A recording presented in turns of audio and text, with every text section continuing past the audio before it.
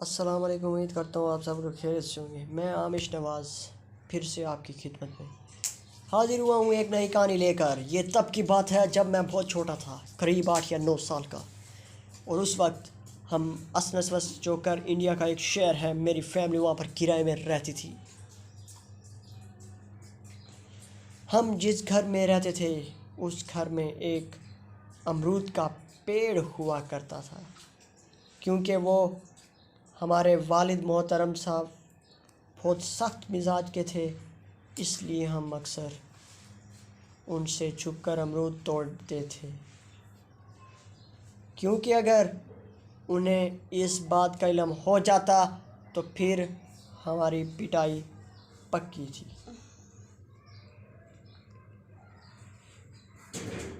क्योंकि अमरूद का पेड़ छत से करीब होता था तो मैं अक्सर रात में अमरूद तोड़ता था।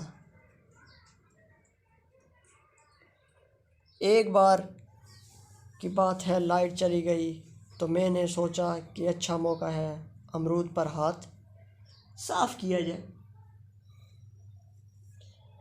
मगर मैं जैसे ही पेड़ के करीब पहुंचा, मुझे कोई सफ़ेद लिबास पहने अमरूद के डाली ज़ोर ज़ोर हिला रहा था, जैसे नीचे कोई अमरूद का मुंतज़िर हो।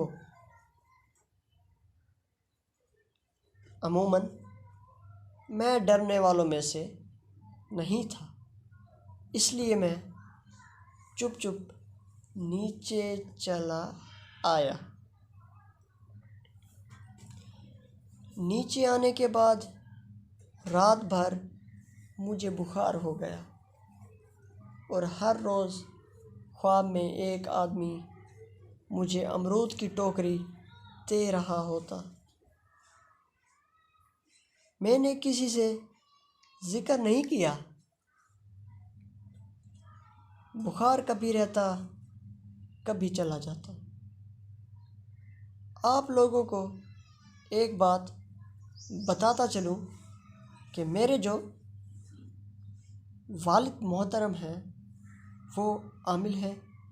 हमारे घर में एक अलग रूम है जहाँ पर बेशुमार किताबें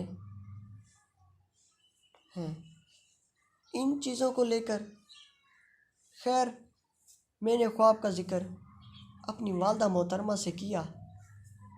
पहले तो वो मेरे ख्वाब को इतनी संजीदगी से नहीं लिया, मगर मेरी हालत देखने के बाद अब्बू को सारी की सारी बातें बता दी।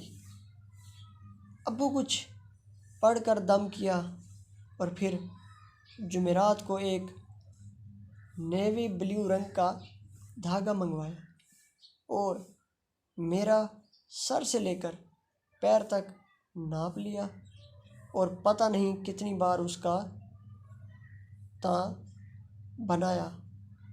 फिर उस पर कोई दुआ पड़ी और फिर मुझे हाथ में उस धागे को रखने का हुक्म दिया। वो भी हाथ बंद करके फिर मेरा दोबारा नाप लिया तो धागा छोटा होगा। अब्बू ने गुस्से में पूछे तो मैंने डर कर अमरूद वाली बात बता दी।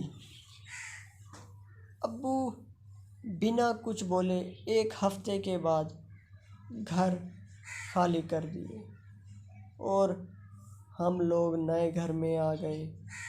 और उसके बाद जितने भी घर किराए पर लिए उसमें कभी पेड़ देखना नसीब ना हुआ।